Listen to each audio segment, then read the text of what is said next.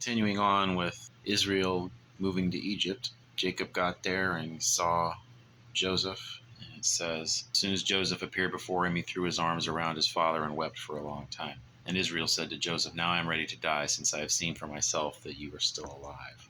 Now Jacob had sent Judah ahead of him to get the directions to Goshen, where they were going to live, which seems to indicate that Judah was the head of, that as far as Jacob was concerned, Judah was the head of the family before he got back to Joseph. We'll find out later why that seems to be the case. And we also saw that Judah is the one who stepped up to volunteer to stay behind for Benjamin.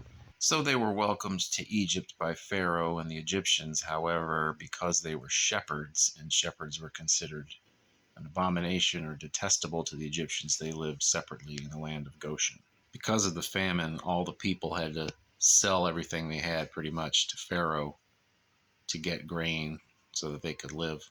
And Joseph managed all of this. And once the people had nothing, they came and offered themselves as servants. Joseph said, 20% of your produce will come to Pharaoh, and the rest you can have for yourselves. As it came close to the time for Jacob to die, he made Joseph promise that he wouldn't bury him in Egypt, that he'd take him back to the promised land, because he still believed in the promises. And remember back to the promise to Abraham, where he was told about the time they would be in a land that's not theirs and mistreated for 400 years.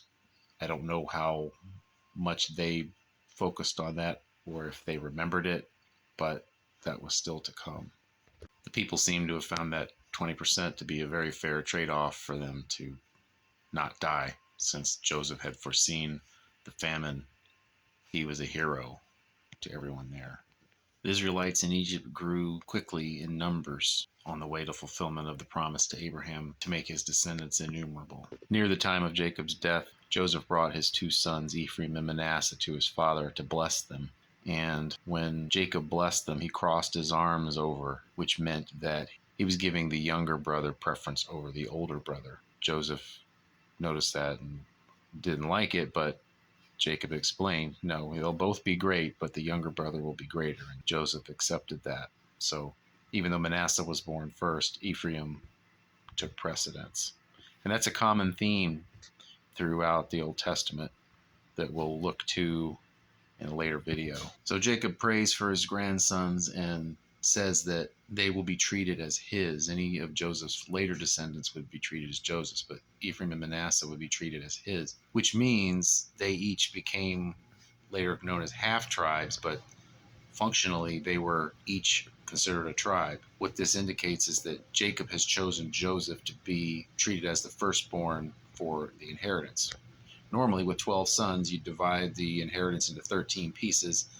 The oldest son would get 2 pieces, and then each other son would get 1. Normally, this would have been Reuben, but Jacob has clearly chosen Joseph here. Reuben lost firstborn status because he had an illicit sexual relationship with his stepmother.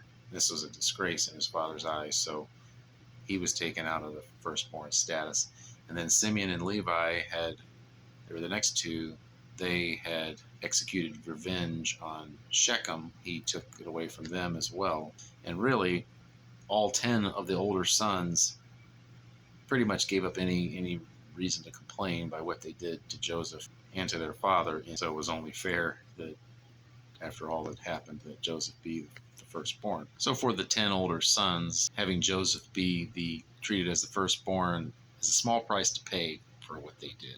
Genesis 49 is a set of prophecies, one for each of Jacob's sons.